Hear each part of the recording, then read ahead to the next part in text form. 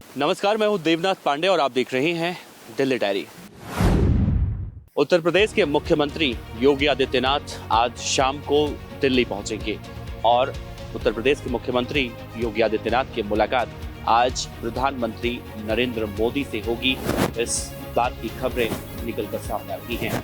दिल्ली आने से पहले आज योगी आदित्यनाथ ने उत्तर प्रदेश की राजधानी लखनऊ करीब 200 विधायकों, जिनमें पूर्व विधायक हैं, सांसद हैं, पार्षद हैं, बीजेपी के नेता हैं, इन सभी के साथ उन्होंने आज बैठक की और इस बैठक में उन्होंने लोकसभा चुनाव में मिली हार की समीक्षा की है और कहा जा रहा है कि प्रधानमंत्री नरेंद्र मोदी से मुलाकात के बाद योगी आदित्यनाथ हार की वजहों में अपना पक्ष रखने वाले हैं।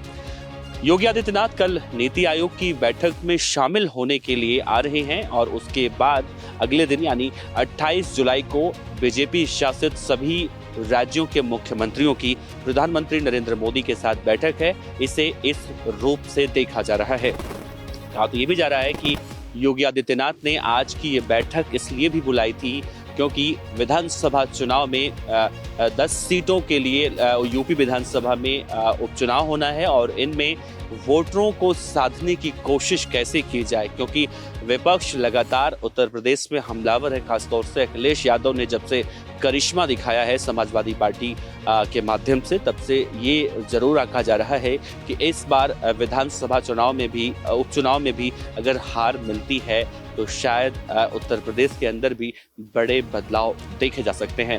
बहरहाल उत्तर प्रदेश के मुख्यमंत्री योगी आदित्यनाथ देर रात किसी भी वक्त दिल्ली पहुंच सकते हैं और आज ही उनकी मुलाकात होगी, ऐसा कहा जा रहा है। इसके बाद बीजेपी आलाकमान से भी योगी आदित्यनाथ की मुलाकात होगी।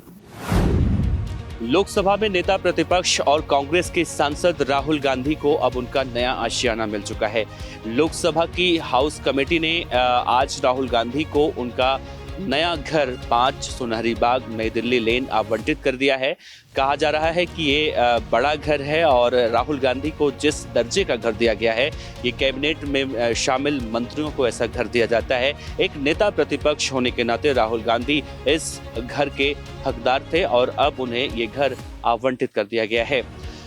इस घर से हमने एक विशेष रिपोर्ट भी तैयार की है। हम चाहेंगे सबसे पहले आप वो रिपोर्ट देखिए कि राहुल गांधी को ये घर जो आवंटित किया गया है कब इसमें पहुंचेंगे और कैसे इसका रेनोवेशन का काम किया जाएगा। और अब ये घर मिलने के बाद राहुल गांधी न सिर्फ नए आशियाना में शामिल शिफ्ट हो जाएंगे, बल्कि वो देश के गृह मंत्री अमित शाह के पड़ोसी भी हो जाएंगे।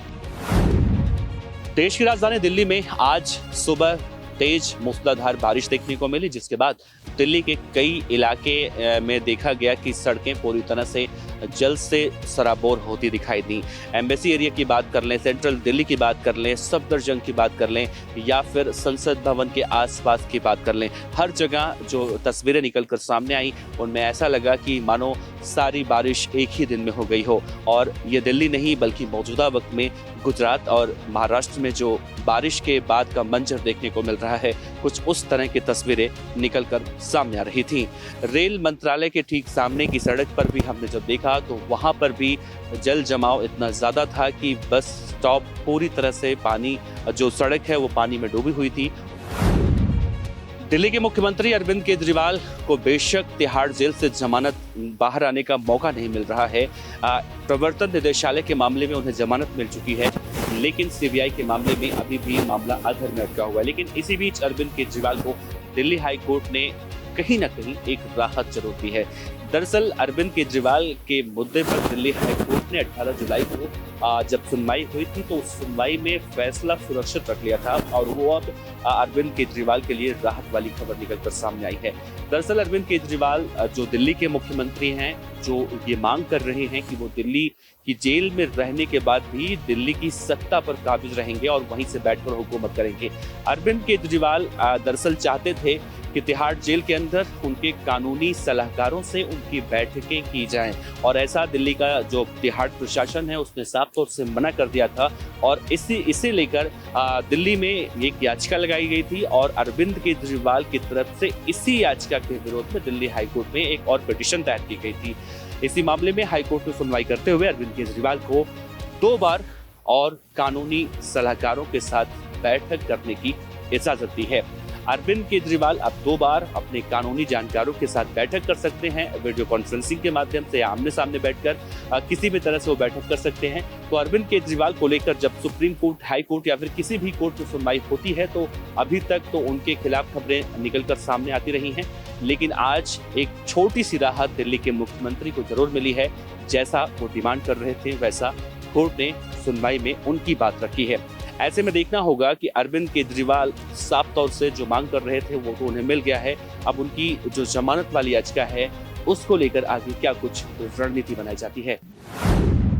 तो दिल्ली डायरी में इतना ही। देश और दुनिया की तमाम अहम खबरों के लिए आप देखते रहिए हिंद फर्स्ट। कैमरामैन गौरव के साथ देवनाथ पांडे।